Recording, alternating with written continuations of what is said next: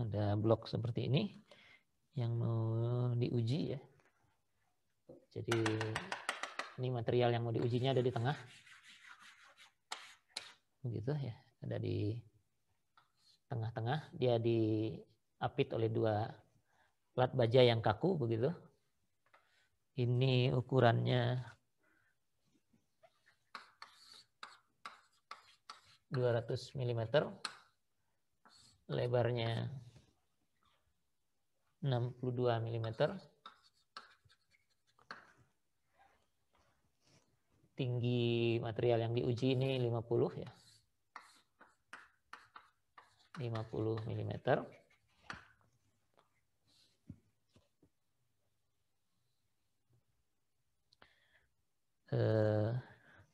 Ini modulus gesernya diketahui. Jadi material yang ada di tengah ini karet mungkin G-nya modulus gesernya 630 megapascal ya.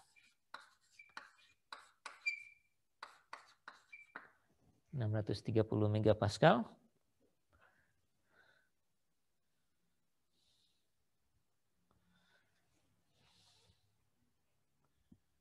Oke, kemudian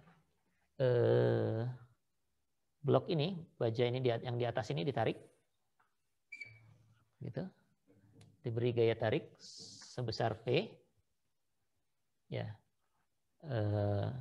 Material ini karena dia tertempel ke baja ini akan menahan, tapi dia akan mengalami perpindahan ke sana, ya. Jadi dia akan mengalami geser seperti dikasih gaya di atasnya ya, geser. Nah, akibat gaya P ini, plat yang di atas ini mengalami perpindahan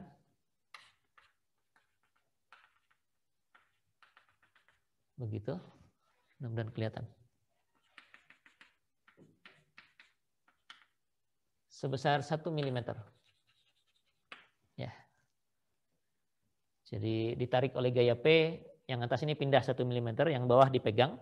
Material yang di tengah-tengah ini yang menghubungkan antara plat atas dengan plat bawah ya. Jadi sisi bawahnya diam, sisi atasnya ikut dengan plat atas yang bergeser sejauh 1 mm ya.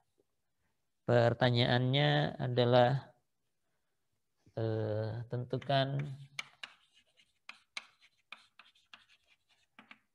regangan geser yang dialami oleh material ini yang ada di tengah-tengah. Regangan geser saya tulis saja lah. Pertama, regangan geser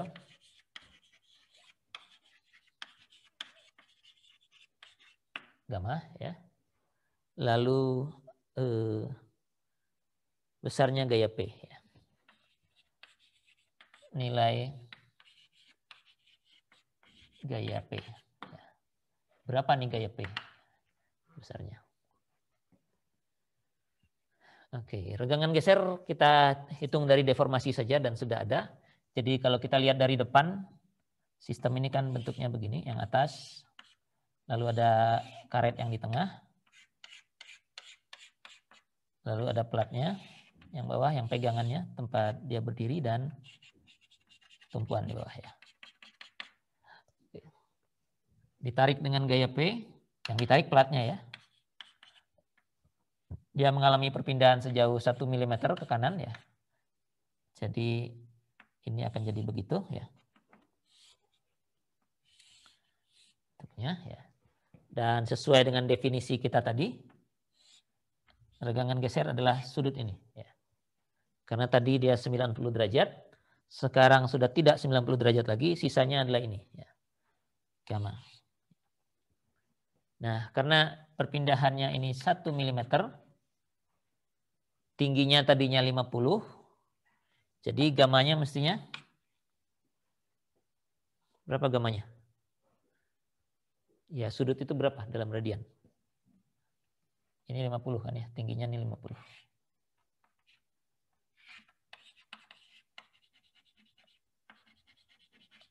Berapa gamanya? Pakai segitiga Tan itu. inverse ya Pak? Berapa? Tan inverse 1/50 ya? Tangan min 1, 1/50. Karena ini sudut kecil, kita bisa pakai 1/50-nya aja langsung. Ya. Anda bisa coba, nanti ketemunya 0,02 juga. 0,02 ya. 0,02 ya. Jadi regangan gesernya segini 0,02. Selesai bagian A-nya atau bagian yang pertama. Lalu bagaimana cara kita mencari gaya P? Gaya hubungannya sama apa? Gaya berhubungan dengan mestinya tegangan mestinya. Karena kalau tahu tegangan geser di atas ini, maka gaya ini dibagi dengan luas penampang yang di atas ini akan menjadi geser gitu ya. Jadi tau itu mestinya P dibagi dengan A.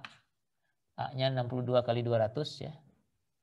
Nah, tau kalau sudah diketahui gamma dan diberikan modulus elastisitas bisa kita hitung ya dari hukum Hooke. Tau sendiri adalah G kali gamma ya. G-nya 630 megapascal. Gamanya 0,02. Jadi kalau dikalikan berapa nih? 12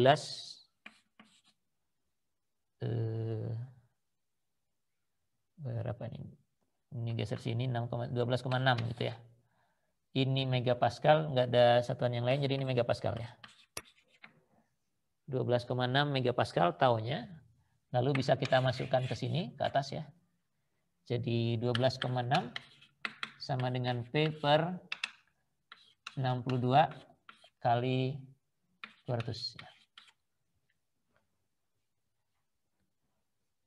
Gitu ya. Jadi P-nya kita kalikan aja. 12,6 kali 62 kali 200. P-nya 156.240. Ini satuannya milimeter dan megapascal, jadi P-nya dalam Newton ya.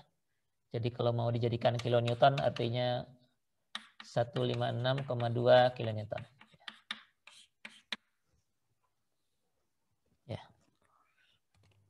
Jadi gaya P-nya demikian. Oke, jadi tadi ada dua contoh yang melibatkan tegangan normal. Kalau ini tegangan geser, sama kita gunakan hukum Hooke. Kalau regangan diketahui, mencari tegangan hukum Hooke atau sebaliknya, tegangan-regangan hukum Hooke. Kalau ada gaya, mestinya Anda bisa nyari tegangannya. Dari tegangan nanti regangan perpindahan. Atau kalau dalam normal sih bisa langsung yang tadi, N dikalikan L dibagi dengan EA. Jadi bolak-balik di formula itu aja.